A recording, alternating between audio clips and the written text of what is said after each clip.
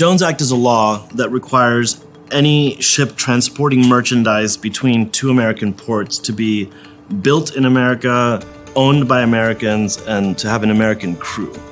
It's created one of the most restrictive transportation markets in the world, and it's the legacy of the era of protectionism 100 years ago. The Jones Act has been a consistent failure from the very beginning. What happens is, as soon as you protect a sector of industry, and you say, for example, that a ship has to be built in America, that implies that all of the things that go into building a ship, or most of them, also have to be built in America. As soon as you require that, the cost of building a ship start to increase. So if you're a shipbuilder, you're happy that you're getting protected from foreign competition, but on the other hand, the cost of every ship you make has now gone up. So as the per unit costs of production increase, it becomes increasingly impossible to compete with foreign competitors. The industries that are not protected in the United States are the ones that are thriving. For example, the airline manufacturing industry.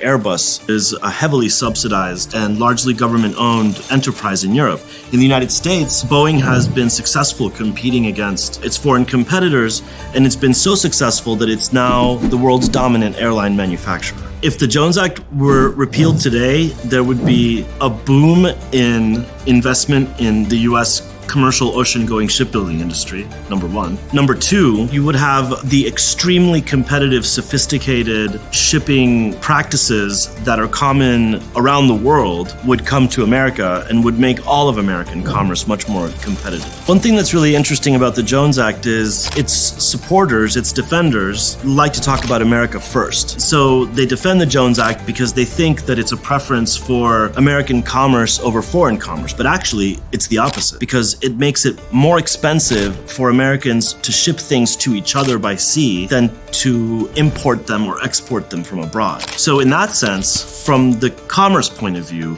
it's protectionism, but not protectionism for Americans. It's protectionism for America's foreign competitors. According to one study, the Jones Act functions as a 65% tariff on domestic shipping by sea.